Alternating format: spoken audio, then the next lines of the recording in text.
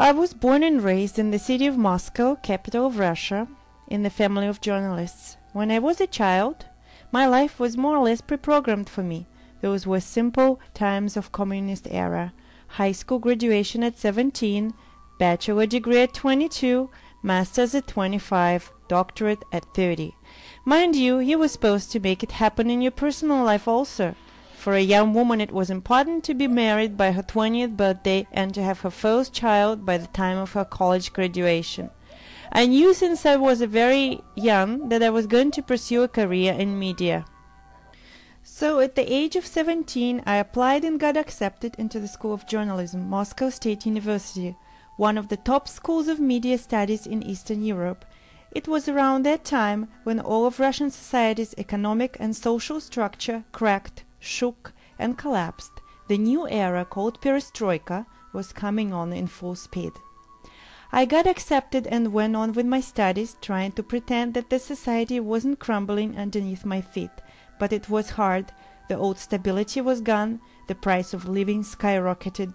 One no longer could just study, but also had to adapt to the new political and social rules, which kept changing every couple of months.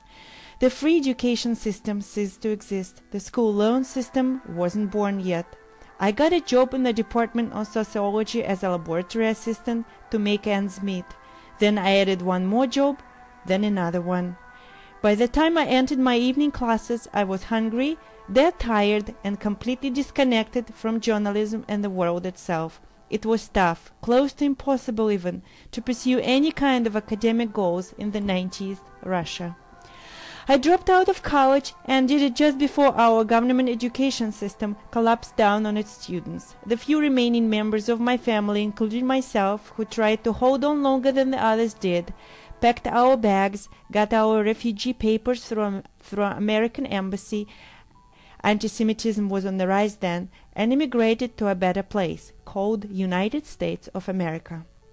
The first years in America was pretty tough, studying the language, learning the customs of the foreign society, adapting to the new culture, working long hours.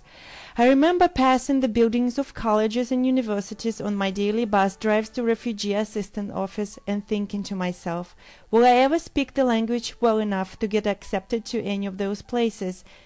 The years passed and I stopped opening up English-Russian dictionary every minute. I listened to the radio on my way to work and I understood every word. I read English books. I spoke to people in their own language without blushing and making excuses. And always in the back of my mind there was the thought that I didn't finish something very important, something that will let me talk to my children about the significance of education. Without sighing, I had to continue my education and get a graduate degree, just like most of my family members did before me back in Russia. So here I am, long past the age of all possible educational and personal achievement a mature Russian woman in my home country was supposed to accomplish. I'm a little behind the schedule, but I'm getting there.